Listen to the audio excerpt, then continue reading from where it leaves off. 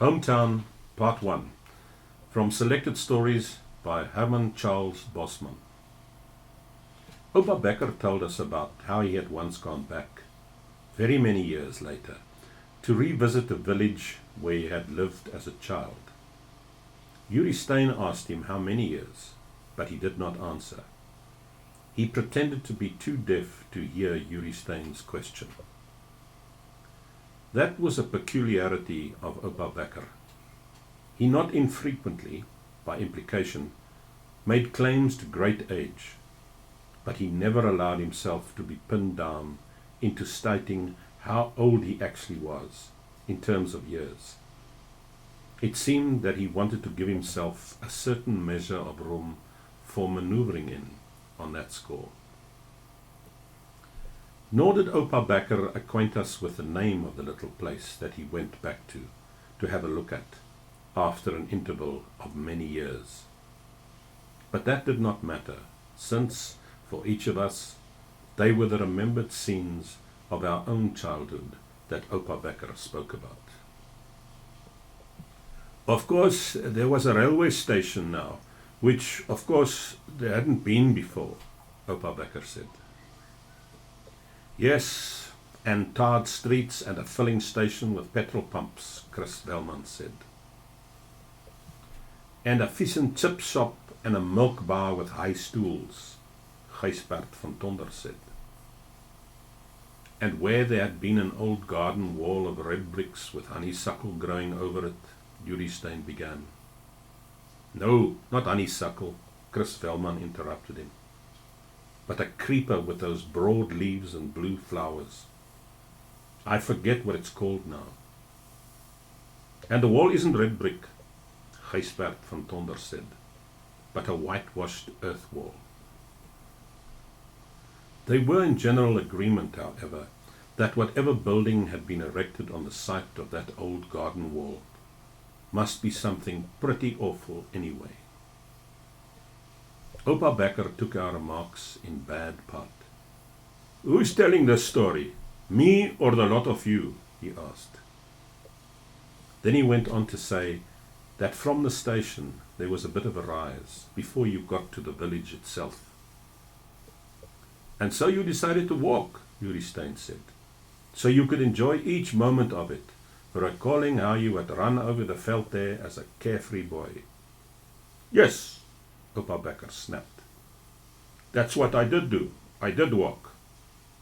But the way you're carrying on, I'm sorry now that I didn't take a taxi instead. That shut Yuri Stein up for a while. And so Opa Becker told us how, having deposited his suitcase in the railway cloakroom, he set off along that road, which was tarred now, as Chris Velman had said it would be. And there was a soft wind blowing that was always there on the rise, when in the village, in the hollow, the air was very still. And Opa Becker said that he thought, what a strange thing it was that after all those years, the same wind should still be there. You think of wind as something that blows and is gone, Opa Becker said. And yet, after so many long years, there, on the rise, there that wind still was, and not changed in any way. So Chris Velman said, that was how it always was. When you revisited the place after a long interval, the first impression you always got was that it hadn't changed. The first building you would see, as likely as not, would be the church, and the church steeple would look just like it did when you were a child, except not so tall anymore. Only afterwards did you find out how much the place had really altered. And when you were a child, the steeple, even then, needed paint on it, Gijsbert van Tonder observed. What I had noticed, Opa Becker proceeded, getting bitter at all the interruptions. What I noticed as I walked up the rise was that the rise was not as high as it had seemed when I was a boy. Only, when I was a boy, I could get up over it easier. Maybe that was the fault of the tarred road. But when Chris Velman says that the church steeple did not look so tall anymore, he's quite wrong, because the church steeple looked taller when I got there, and the church looked 3 times bigger than it used to be. And it seemed to be standing right at the other end of the Kerkplein from where it had stood in the old days.